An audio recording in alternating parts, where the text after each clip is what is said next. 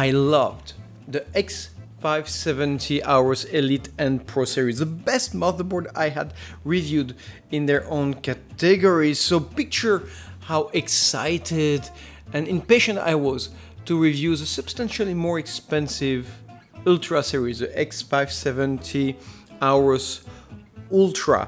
And at first glance, it looks amazing. It borrows a lot of its aesthetics and looks from the much more expensive Master series, so giving that almost deceptive impression that you're getting much more than what you're paying for. But truth be told, the X570 AORUS Ultra has one dirty secret, and not the kind of dirty that you can pshit away. I tried it, doesn't work. No, that secret is ultra dirty.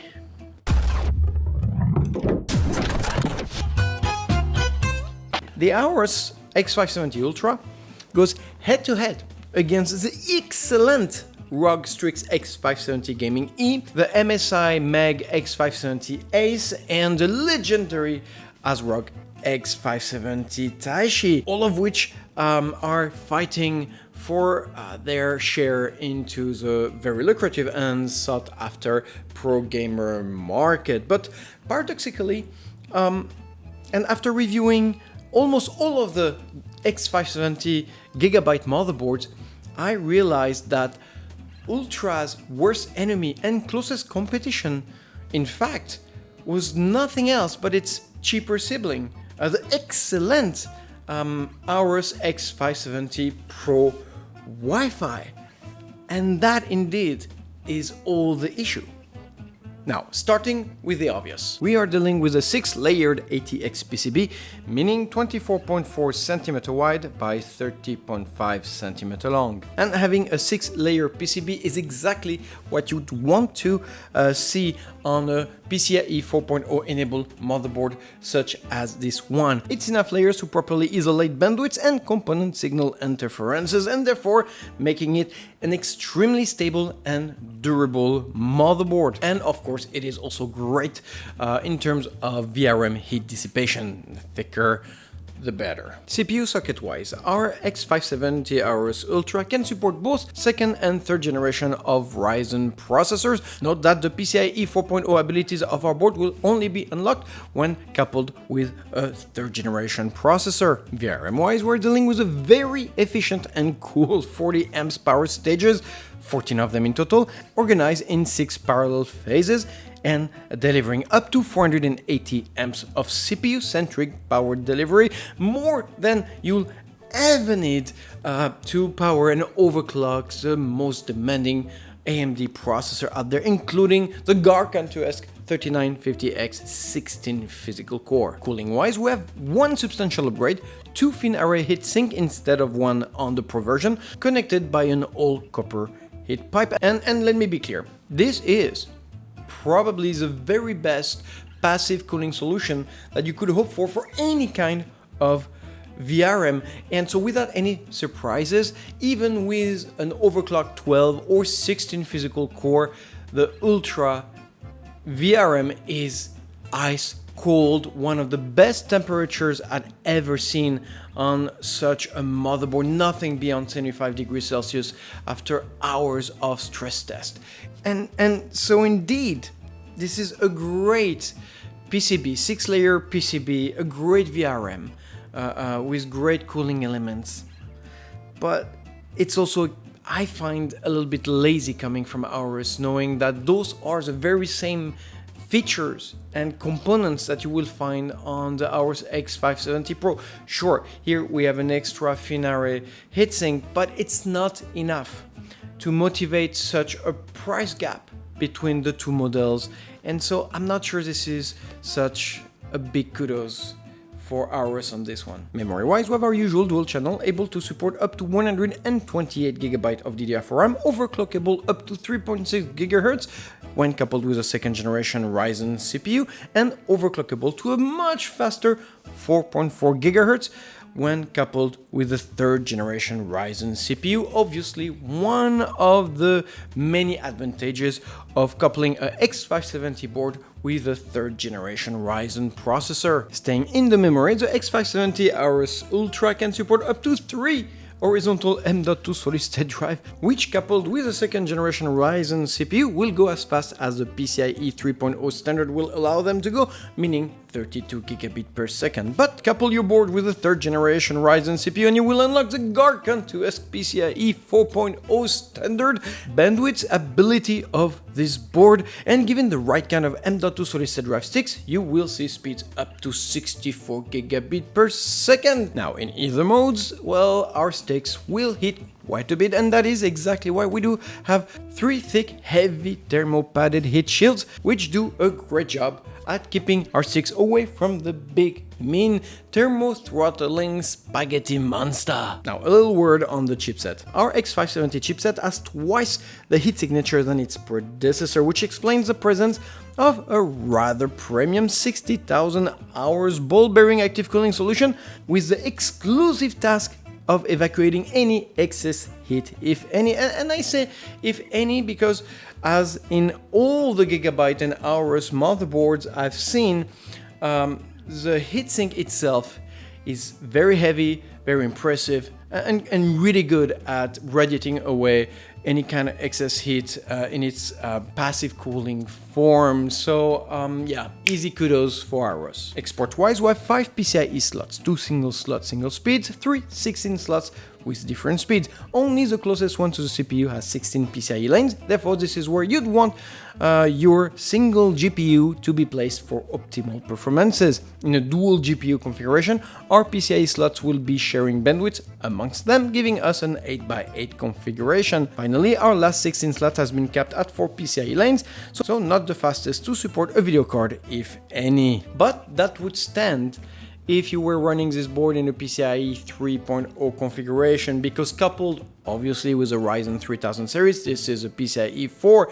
enabled board, doubling the bandwidth of our PCIe lanes, and there we have enough bandwidth on any of our PCIe lanes to operate the most demanding video cards available out there. Okay, side note.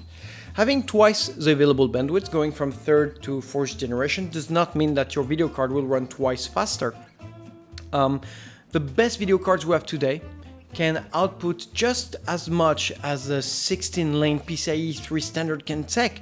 So until we get faster and more powerful video cards with larger bandwidth output, you will not see any difference between PCIe 3 and PCIe 4 configuration in terms of in-game performance gain, right? And it's great for future-proofing or multiple GPU configuration, but other than that, you're not gonna feel a heck lot of a difference.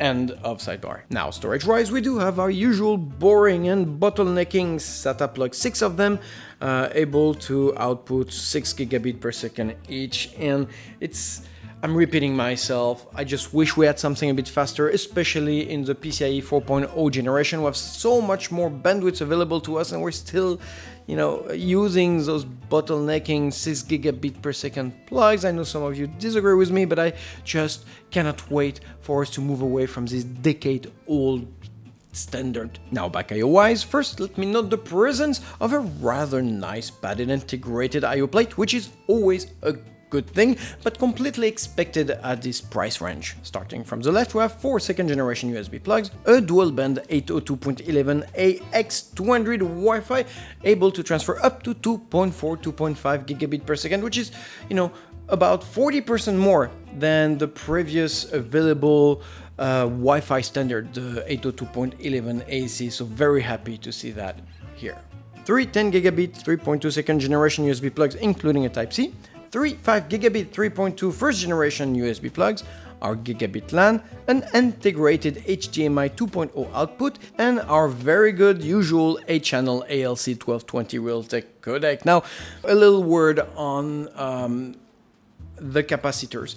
AORUS and MSI are the only two manufacturers, which I know of, which are using WEMA capacitors, which are the best you can find in the industry in terms of quality of sound and bass. And it really does an amazing job in terms of gaming on quality of sound, but also in isolation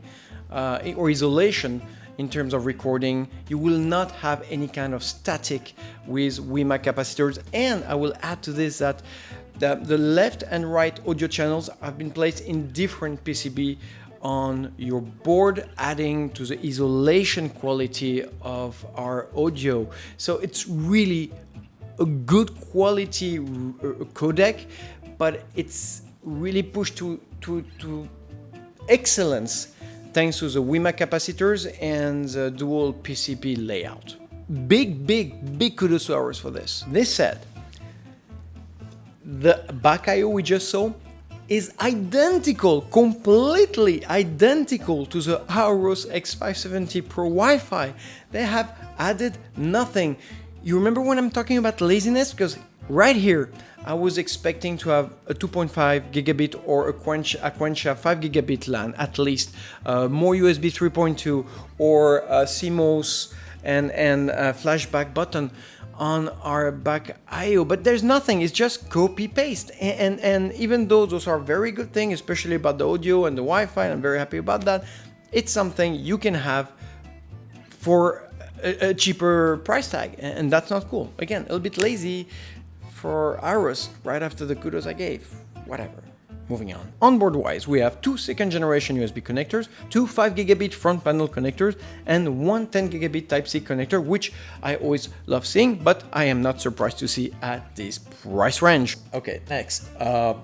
That's something usually is not so interesting in terms of features, but in our case, and in all Gigabyte/AORUS case, is important. Our 7 PWM connectors, fan connectors, are not only fan connectors, they are hybrid connectors, meaning that they can all support independently either a PWM fan, a water pump, or even a water flow sensor, which gives such an instinctive approach to build an agility in terms of enthusiastness that I've never seen before, and which is only present with AORUS or Gigabyte motherboards, and which I'm dying to see bleed out through the industry with MSI, Asus, ASRock, EVGA, what have you. So that's something they've been introducing ever since the X570 generation, and that's a major kudos to AORUS in general. Troubleshooting wise, the board does feature an easy debugger, which will guide us in case of failure boot. A must on any X570 board, in my opinion, and a little bit sad that at the Ultra level, we do not have a QLED screen, which is also lazy and almost unforgivable. Now, I will note the presence of the QFlash button, which allows us to update BIOS or to access the BIOS without having memory or even a CPU on board. This is such a cool feature, which again is present on the Pro version of this board, on the cheaper Pro version, but that's something I want to note because it's really life-saving when it comes to troubleshooting a motherboard, especially when you have to update from the second to third generation or third to fourth generation. Like going around and ask processors is not fun, so definitely happy to see it here. Finally, this would not be an AORUS board without the life-changing, the time-traveling, the personality-enhancing that RGB lights brings to gaming motherboards. Starting with two nested RGB strips, one under the I/O roofing and one embedded into our PCB itself. And because obviously this is not enough, we have 5 more RGB connectors, 2 of which are addressable and all of which are Fusion 2.0 RGB compatible, meaning that you'll be able to sync all those lighting effects with all compatible Fusion components. If you ever wanted to signal lost boats at sea with your computer, this should do the trick. Now, in conclusion, the X570 AORUS Ultra will run you about $300 before taxes. And to be clear, this is a fantastic motherboard, but fantastic only because the AORUS X570 Pro Wi-Fi was one. This is nothing more than a slightly upgraded Pro motherboard, and when I say upgraded, I am being generous. The performance-centric features are rigorously identical between the Pro and the Ultra version. We have the same VRM, the same number of layers, the same peripherals, the same everything. So at the end of the day, the only two slight differences are found on one of the VRM coolers, which one of the upgraded one, the Finara, which is good, and a third M.2 solid-state drive, which I am sorry is not enough to motivate the expenditure of $50 going from the Pro to the Ultra.